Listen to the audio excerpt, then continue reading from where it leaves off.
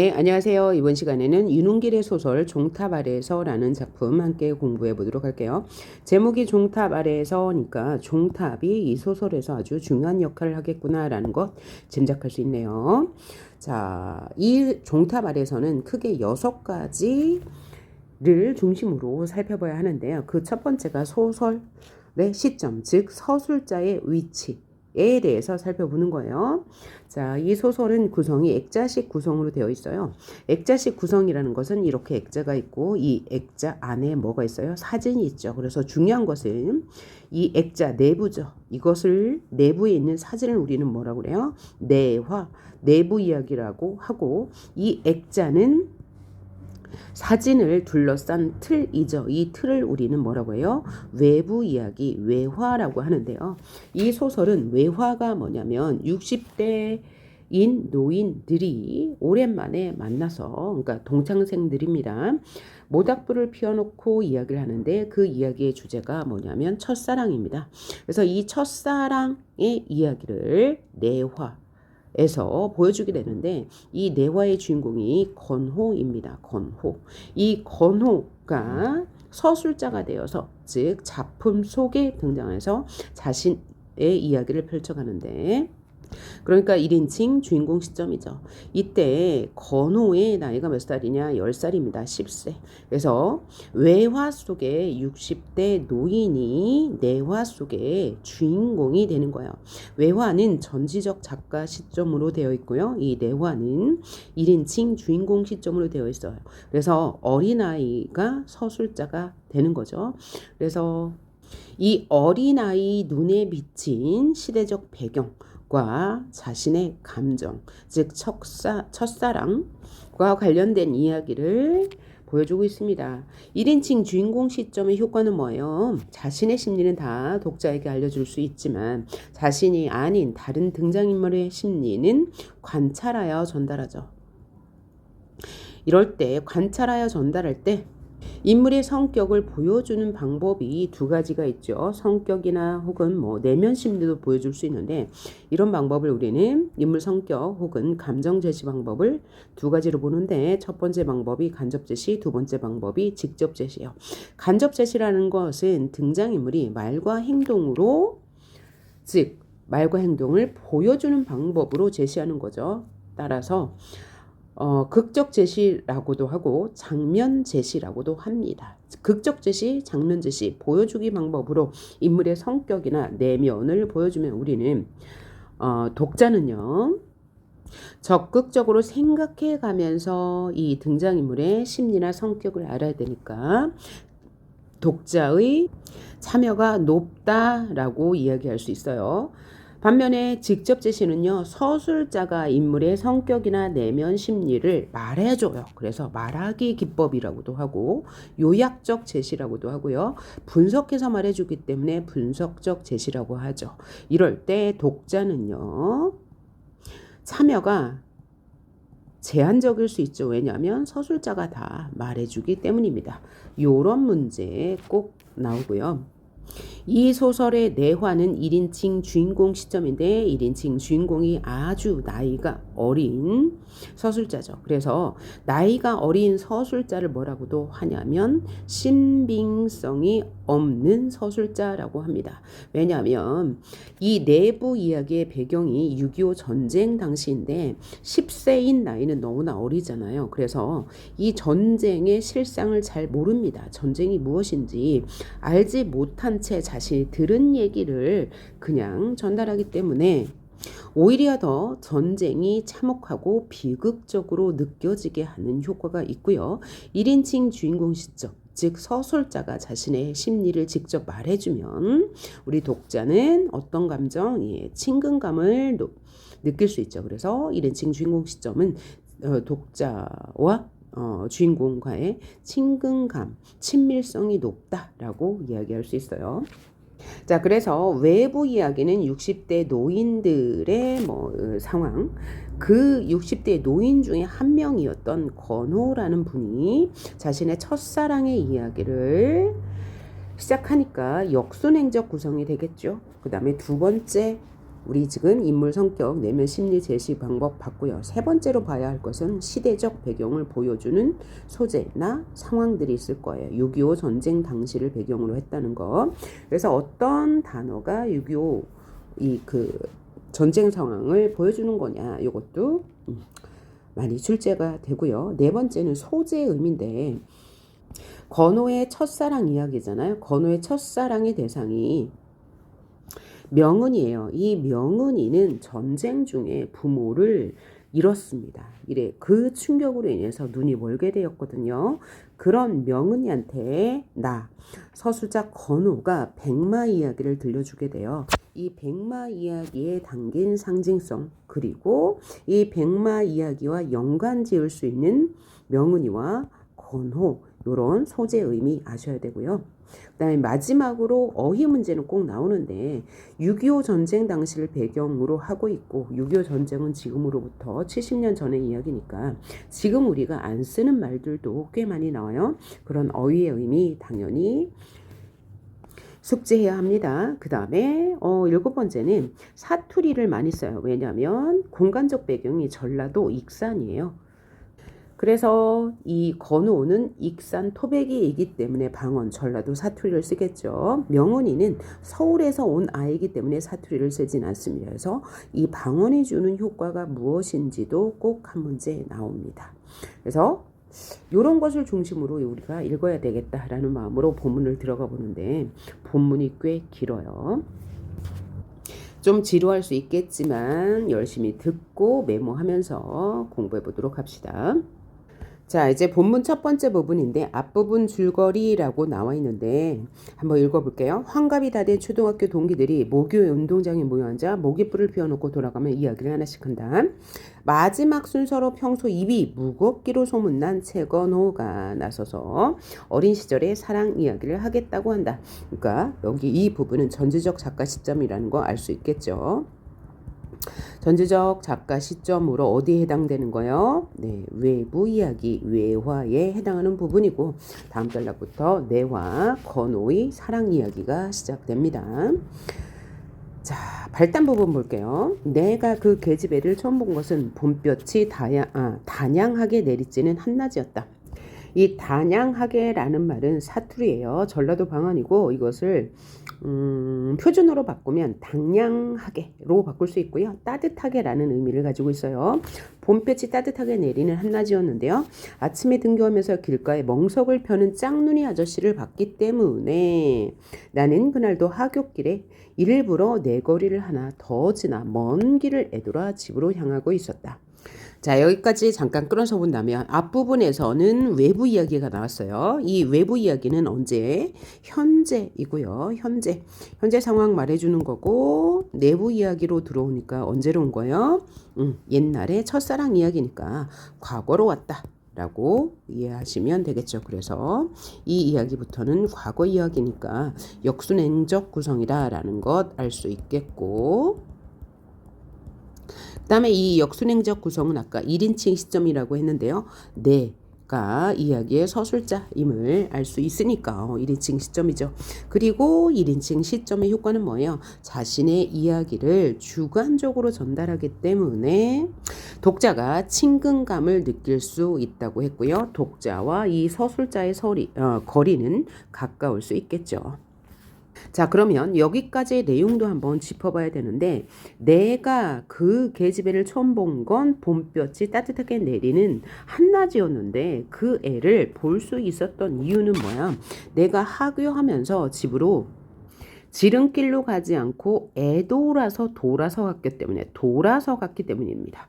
그럼 여기서 이제 시대적 배경을 알 수 있는데, 자, 아침에 등교하면서 길가에 멍석을 펴는 짝눈이 아저씨를 봤어. 그러면 이 짝눈이 아저씨는 뭐 하는 사람이냐면, 술을 예전에는 공장에서 만들지 않고 집에서 이제 직접 만들었는데, 이 짝눈이 아저씨는 술을 만들기 위해서 고두밥을 말려야 했습니다. 고두밥이 뭐냐면 아주 고들고들하게 지어가지고 된 밥이에요. 이것을 다른 말로 지혜밥이라고 합니다. 이 지혜밥이 뭐예요? 술의 재료인 거죠. 이걸 말려가지고 술을 만드는 거예요. 그래서 이것을 다른 말로 술밥이라고도 하는데요. 이걸 말리는 상황을 아침에 등교하면서 본 거예요. 그래서 이런 날은 뭐 할 수 있는 거예요? 6.25 전쟁 당시이기 때문에 너도 나도 이제 배가 고플 거예요. 밥을 충분히 먹지 못했기 때문에 그것을 약간 훔쳐먹는 거죠.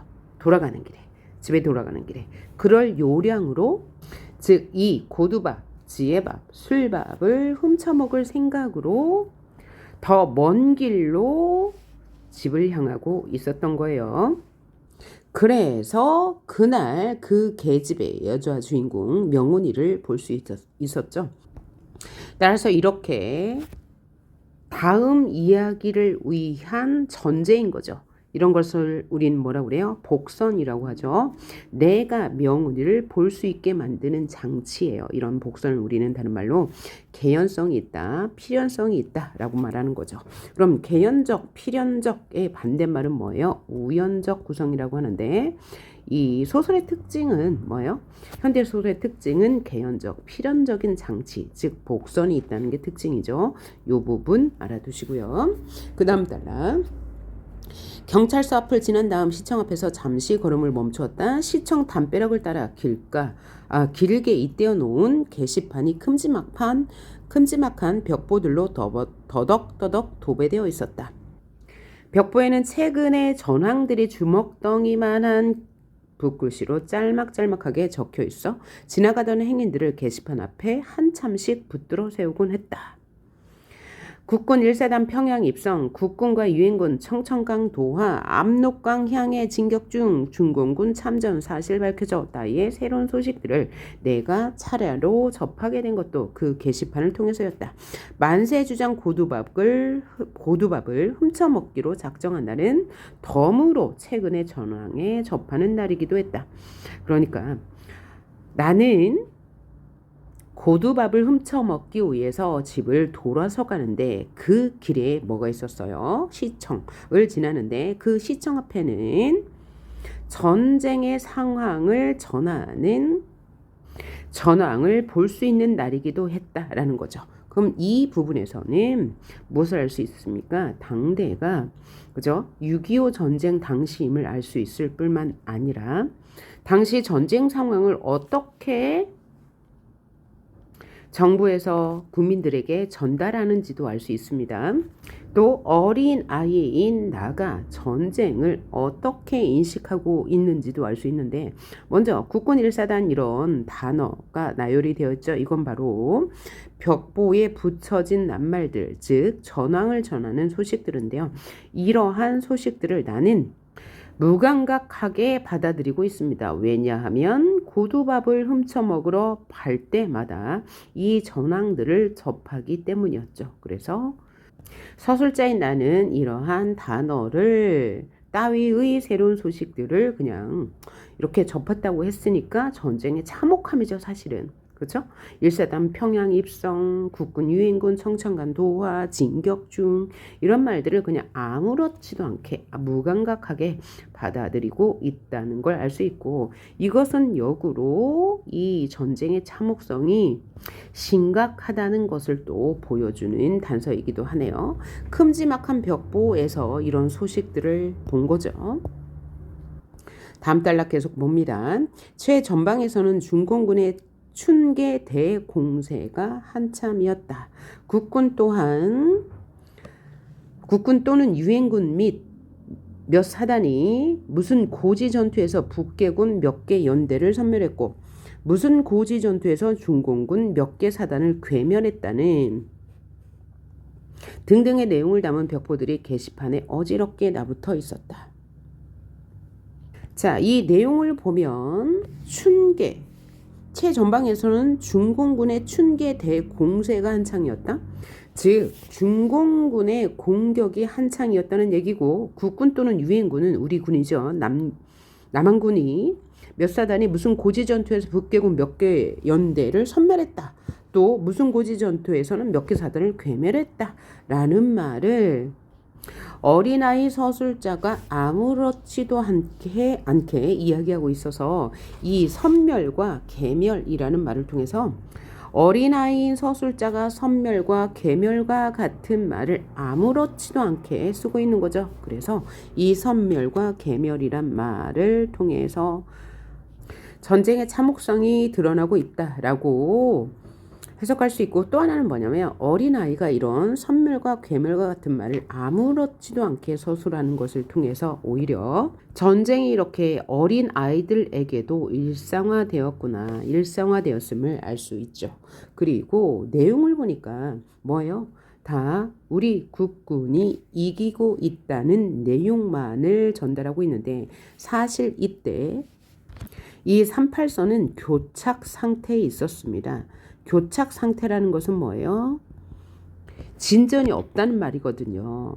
우리 군이 이기고 있지 않았어요. 그런데 이렇게 보도한 이유는 애국심을 고취시키기 위해서, 혹은 반공정신을 고취시키기 위한 편파적인 내용이었음을 알 수 있죠.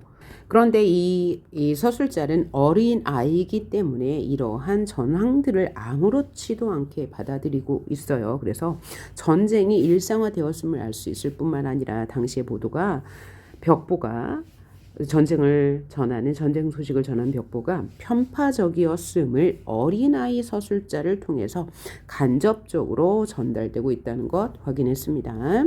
그리고 1사 후퇴를 거쳐 전쟁은 처음 시작되었던 그 자리로 얼추 되돌아와 38선을 사이에 두고 오랫동안 교착 상태에 빠져 있었다. 또 빼앗아 새로 차지한 땅은 거의 없는 셈인데 국군과 유인군은 날마다 승승장구하는 반면 북계군과 중공군은 날마다 무더기로 죽어 나자빠진다는 내용만 벽보에 적힌 그 속내를 나는 서술자는 당체 알 수 없었다. 그러니까 나도 합리적인 의심을 해본 거죠. 그런데 아직 어린아이이기 때문에, 미숙하기 때문에 반공사상이나 이데올로기의 대립을 이해할 수는 없었다는 거죠. 자, 정리해보자면 나는 그 시청 앞에서 전황을 전하는 벽보를 봤는데 그 벽보의 내용은 항상 승전 소식이었습니다. 그런데 나가 그 내용을 이해할 수 없었어요. 왜냐하면 새로 차지한 땅은 거의 없는데 맨날 다 승승장구하는 소식만 있기 때문이에요. 그래서 이런 이유는 사실은 편파적인 보도였고, 반공 이데올로기를 강요하는 보도였고, 애국심을 고취하기 위한 보도였고, 남북 간의 이념 대립이 첨예한 상태였는데 나는 어린아이이기 때문에 이념 대립이나 반공과 같은 내용들을 이해할 수 없었어요. 따라서 이 서술자인 나는 이념 대립을 객관적으로 서술하고 있구나라고 볼 수 있는 거예요. 자, 그래서 지금까지의 내용은 과거 첫사랑의 이야기로 처음 들어왔는데, 내가 학교를 파하고 집으로 돌아가는 길에 만세주장 고두밥을 훔쳐먹기 위해서 시청 앞을 지나가면서 전황 소식을 접한 거죠. 여기서 어휘의 뜻, 주장은 술을 만드는 집이고 고두밥은 술을 만들 때 쓰는 찐밥이란 얘기예요. 그것을 훔쳐먹기 위해서 시청에 이제 시청을 거칠 수밖에 없는데, 그 시청에서는 덤으로 전황 소식을 알게 되었다. 그런데 이 전황 소식을 이 서술자가 이렇게 길게 써준 이유는 뭐예요? 의도가 있는 거죠. 당대 어린아이들까지 이러한 전쟁의 참혹함을 일상적으로 보고 있었다. 그리고 또 하나는 당대의 전황에 대한 보도가 편파적이었다. 애국심을 고취하고 이데올로기의 대립이 첨예한 상황에서 반공을 주입하기 위해서다 라고 생각하면 되고요. 이렇게 집으로 가는 길을 돌아서 가는 이유는 고두밥을 훔쳐먹기 위해서인데, 그것은 바로 명은이를 만나기 위한 장치, 암시, 복선, 우연성이 나타나는 부분이다. 근데 그 장면이 아직 끝나지 않았습니다. 시청 앞에서 있었던 일, 여기까지가 시청 앞에 있었던 일인데 시청 앞에서 여기까지 하고 다음 파일로 이어가도록 할게요. 낡은 양복 차림에 중절모를 눌러 쓴 꽤 유식해 보이는 아저씨가 곁에서 소리내어 벽보를 읽고 있는 중이었다. 나는 그 아저씨에게 선멸이 무슨 뜻이냐고 물어봤다. 그랬더니 그 아저씨는 이렇게 대답했죠. 아주 솔직하게 직설적으로 몽땅 씨를 말린다는 뜻이요. 라고 아저씨가 시원스럽게 대답했고, 그럼 괴멸은 무슨 뜻이냐고 물었더니 아저씨는 잠시 뜸을 들이더니만 겨우 씨만 남기고 나머지는 없애버린다는, 때려잡아 버린다는 뜻이라고 일러주었다. 그러니까 이 어린아이 서술자는 선멸과 괴멸의 뜻도 모른 채 전쟁의 폭력성에 익숙해져서 무의식적으로 사용하게 되었다는 것이 작가의 의도겠죠. 자, 언젠가 벽보에 자주 등장하는 그 말의 뜻을 아버지에게 물어본 적이 있었다. 아버지는 다짜고짜 화부터 버럭 내면서 그럼 아버지가 화를 낸 이유는 뭘까요?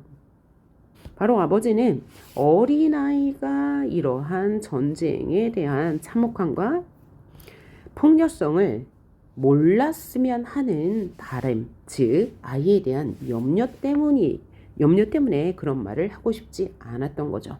지방울 만한 녀석이 그런 건 알아서 어디다 쓰려고 묻느냐고.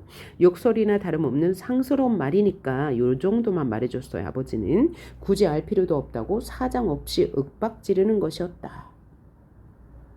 아버지는 매번 그런 식이었다. 그러니까 아버지가 매번 그런 식으로 대답한 이유는 아들이 전쟁의 참혹함을 모르길 바라는 마음 때문이었지만 나는 천진난만하기 때문에 아버지의 속마음을 모르는 그런 장면이었고요. 나는 그런 뜻도 모르죠. 선멸과 괴멸의 뜻도 모른 채 전쟁의 참혹성이 일상화되어 있어서 무의식적으로 이런 단어를 사용하고 있다라는 것을 통해 또 작가는 무엇을 말하고 싶었을까요? 이 전쟁의 폭력성과 참혹성이 어린 아이에게들까지도 일상화되어 있다는 것을 말하고 싶었을 것이고, 또 서술형 문제에서 전쟁의 참혹성, 또 비참함, 폭력성을 단적으로 드러내는 어휘를 찾아 써라 라고 하면 선멸과 괴멸을 쓰면 되겠죠. 왜냐하면 전쟁의 참혹함, 이런 폭력성을 모른 채 어린 아이들도 일상적으로 사용하기 있기 때문입니다. 자, 우리 그래서 발단 1까지 살펴봤는데요. 다음 파일에서 발단 2부터 계속 공부해 보도록 하겠습니다. 수고하셨습니다.